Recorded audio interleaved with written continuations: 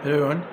तो आज की वीडियो में हम लोग करने वाले हैं एक्सरसाइज 6A D3 में से हम उससे करने वाले हैं क्वेश्चन नंबर 1 till 3, जो बेसिकली हमारा उसमें हमने फाइंड ग्रेडियंट करना है। हर क्वेश्चन में उन्होंने हमें 2 कोऑर्डिनेट्स दी होंगी और हमने उसमें से ग्रेडियंट फाइंड करना है उसका। तो चलिए आज की वीडियो को शुरू करते हैं।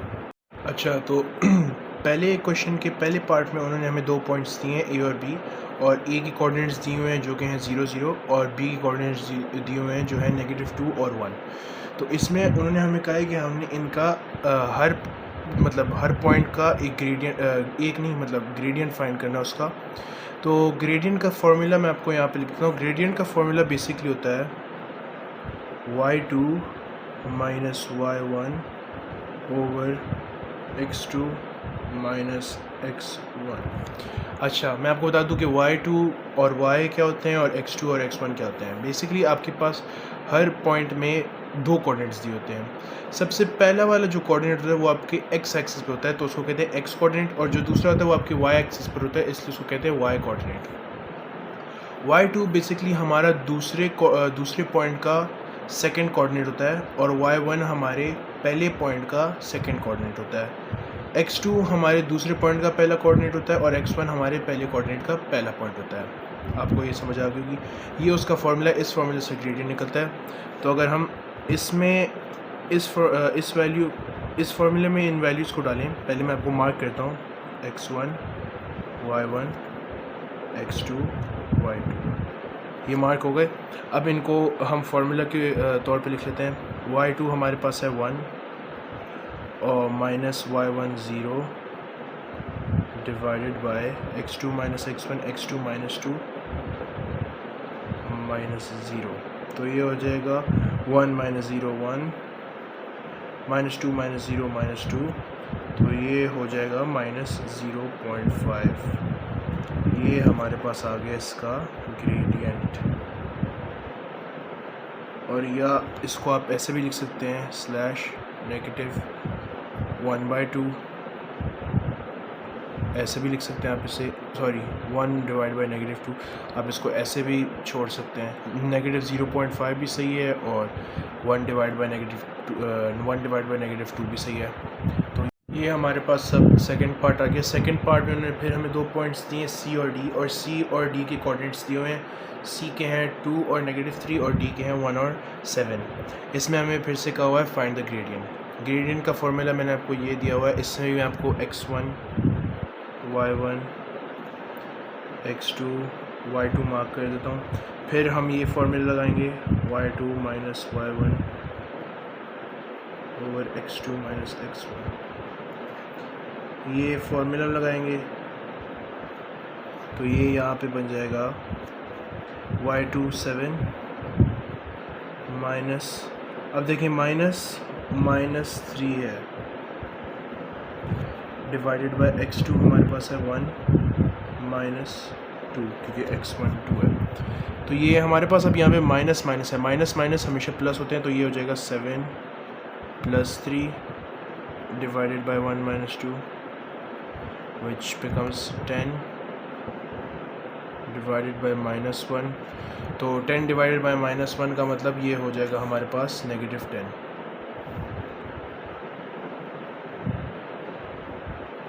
-10 हमारा ग्रेडियंट आ गया सेकंड पार्ट का।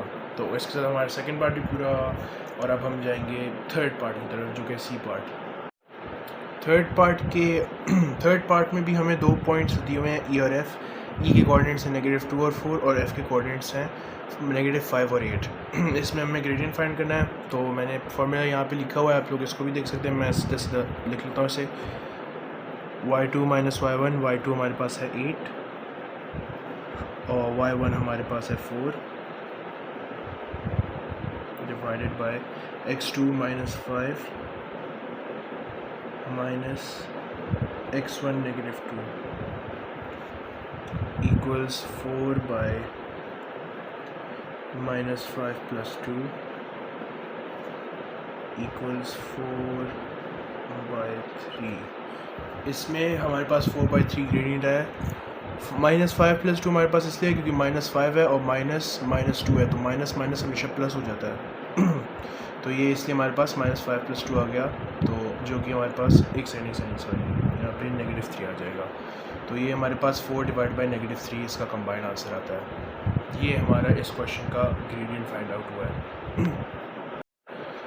इसमें भी हमें 2 पॉइंट्स दिए हुए हैं पार्ट डी में, जी और एच। जी के कोऑर्डिनेट्स है -4 और 7 और एच के कोऑर्डिनेट्स है 1 और -8। Find the gradient. मैं आपको सीधा फिर से कराता हूँ। y2 - y1 y -8 -7, क्योंकि y2 और y1 divided by x1 -4 because it's x1 equals -8 -7 equals -15, and 1 -4 becomes 1 + 4 equals -15 divided by 1 + 4 becomes 5, -15 divided by 5 becomes -3. This is our gradient for part D.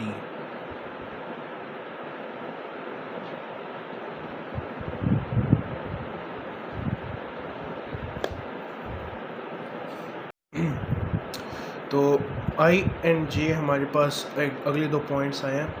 आई में हमारे पास 2 कोऑर्डिनेट्स दिए हैं -2 और -5, और जे में हमें 2 कोऑर्डिनेट्स दिए हैं 2 और 6। इसमें भी हमें ग्रेडियंट फाइंड करना है। y2 - y1 divide by x2 - x1 इसका फॉर्मूला है ग्रेडियंट का। y2 हमारे पास है 6 minus y1 divided by x2 - x1 equals 6 + 5 divided by 2 - 2 + 4 equals 11 by 6 is our gradient.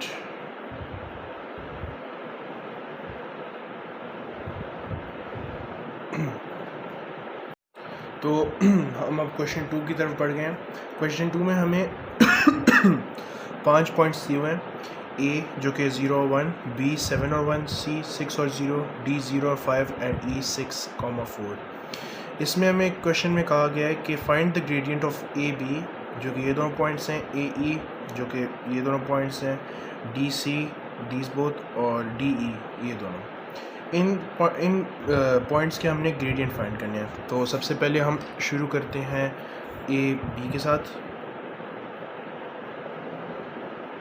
Gradient का फॉर्मूला है y2 - y1 divide by x2 - x1। तो A B हमारे पास ये पॉइंट है और ये पॉइंट है। इसमें y2 हमारे पास 1 -1 डिवाइड बाई 7 - 0 equals 0 by 7। तो 0 divided by any number is 0, तो इसका ग्रेडियंट तो 0 आ गया। फिर इसके बाद कहा गया है ए ई। मैं बीच में एक टेबल बनाया हूँ ताकि इसी पेज पर इसको पूरा कर लूँ। इसके बाद हमें दिया हुआ है ए ई हमारे पास x2 है 4 minus y2 4 y2 4 y1 1 divide by x2 6 minus x1 which is 0। ये हमारे पास हो जाता है 4 - 1 3 6 - 0 6 1/2 equals 1/2 या 0.5 भी आप लिख सकते हैं। फिर हमारे पास है डी सी में हमारे पास y2 है 0 माइनस y1 5। फिर हमारे पास है x2 6 माइनस x1। ये हमारे पास हो जाता है -5/6। और फिर हमारे पास है डी में हमारा y2 है 4 y1 है 0 y1 है 5 x2 है 6 और x1 है 0। तो ये हमारे पास हो जाता है -1/6। इसी तरह हमारा क्वेश्चन नंबर 2 भी पूरा हो गया है। ये इन सब के ग्रेडियंट्स निकला है मिलाकर। होपफुली आपको ये समझ आया हो। अब हम बढ़ेंगे क्वेश्चन नंबर 3 की तरफ। तो ये आज का हमारा लास्ट क्वेश्चन है, क्वेश्चन नंबर 3। इसमें कहा गया है if the gradient of the line joining points -3 and -7 and 4p is 3/5 find the value of p। अच्छा, इसमें उन्होंने हमें ग्रेडियंट दे दिया हुआ है, तो अब हम ग्रेडियंट का सबसे पहले वही फॉर्मूला लगाएंगे y2 - y1 और x2 - x1। इसमें हमारे पास y2 है p, तो p minus y1 - 7 over x2 4 x1 -3। अब हम यहाँ पे लिख देंगे इक्वल्स 3/5, क्योंकि 3/5 तो उन्होंने हमें कह दिया ना कि ग्रेडियंट है, तो ये जो फॉर्मूला है हम ग्रेडियंट के लिए लगाते हैं। तो जब हम इस इक्वेशन को सॉल्व करेंगे हमारा आंसर यही निकलेगा। इसको अब हम ऐसे लिखते हैं p + 7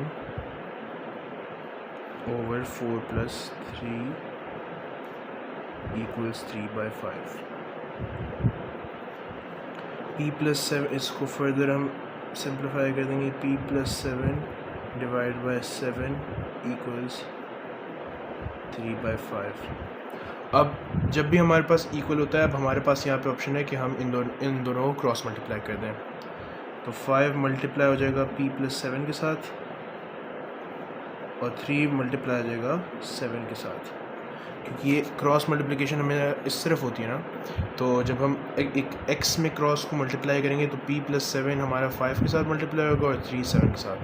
तो ये हो जाएगा 5p + 35 इक्वल्स 21।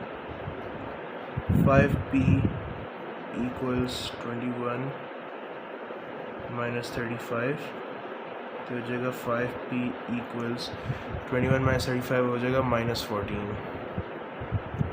तो p आ जाएगा हमारे पास -14/5। ये इसका इस क्वेश्चन का ग्रेडियंट हमारे पास आ गया और ये हमारे आज की वीडियो का आखिरी पार्ट था। उम्मीद करता हूँ आप लोग को आज कुछ समझ आ गया होगा ग्रेडियंट का कैसे क्वेश्चन सब सॉल्व करेंगे। और नेक्स्ट वीडियो में भी मैं इस एक्सरसाइज को कोशिश करूँगा पूरा कर दूँ। फिर उसके बाद हम लोग अकाउंटिंग की तरफ भी जाएंगे, इकोनॉमिक्स करेंगे और बिज़नेस भी करेंगे। फिर आहिस्ता आहिस्ता हम अगले सब्जेक्ट्स की तरफ बढ़ेंगे। तो इसके साथ I will take you leave. अल्लाह हाफ़िज़।